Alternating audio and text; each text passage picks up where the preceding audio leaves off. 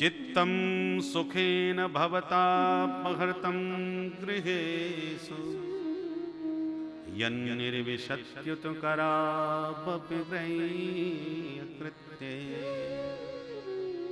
पादौ पदं न चलतस्तव पादमूला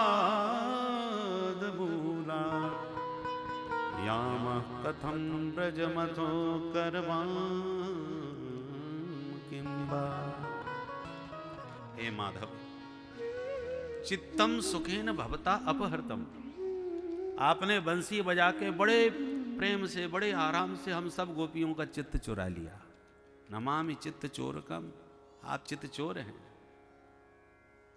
और ये चित्त चोर अब के नहीं है, बहुत पहले से विश्व चित्त चोरा है। रामावतार में भी सबका चित्त चुराए, तो ये गोपियां भी तो रामावतार से ही जुड़ी हुई हैं, ये कोई और थोड़ी है। राम जी का सौंदर्य बड़ा अद्भुत था महाराज। राम जी जब तापस भेष बना करके उदासी स्वरूप में वन में विचरण कर रहे थे, तापस भेष विशेष उदासी, और उस तापस भेष पर बड़े बड़े महात्मा बीतराग संत विमुग्ध हो गए। सुंदरता की पराकाष्ठा तब मानी जाती है कि पुरुष के सौंदर्य पर कोई पुरुष ही विमुग्ध हो जाए, और स्त्री का सर्वाधिक सौंदर्य तब है जब स्त्री के सौंदर्य पर कोई स्त्री ही दीवानी हो जाए। ये सुंदरता की पराकाष्ठा होती।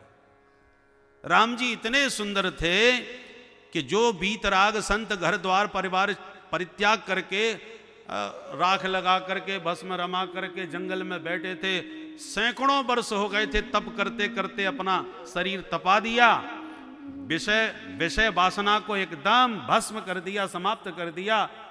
विषय विनिर्मुक्त विशुद्ध जिनका चित्त हो गया था, वे विशुद्धात्मा संत भी राघव रूप निहार करके इतने दीवाने हो गए कि मन ही मन प्रभु से प्रार्थना करने लगे कि हे प्रभु, आपने हमको स्त्री शरीर क्यों नहीं दिया? यदि हम नारी होते तो इनका वर्ण करके, इनसे विवाह करके पूर्ण समर्पित भाव से इनकी सेवा करते। पुरा महर्षय सर्वे दंडकारण्यवासिनः ते सर्वे स्त्रीत्वमापन्नः भोक्तुम इच्छन् सविग्रहैः। तो बड़े बड़े वीतराग संत जब राघव का रूप निहारते हैं, वो भी तापस भेष, और दीवाने होके कहते हैं कि हे प्रभु हम स्त्री बन जाते हैं। तो राम जी मन में मुस्कुरा के बोले, ठीक है, तुम्हारा भी मनोरथ अवश्य पूर्ण करूंगा, तुम भी आओ ब्रज में गोपी बन करके।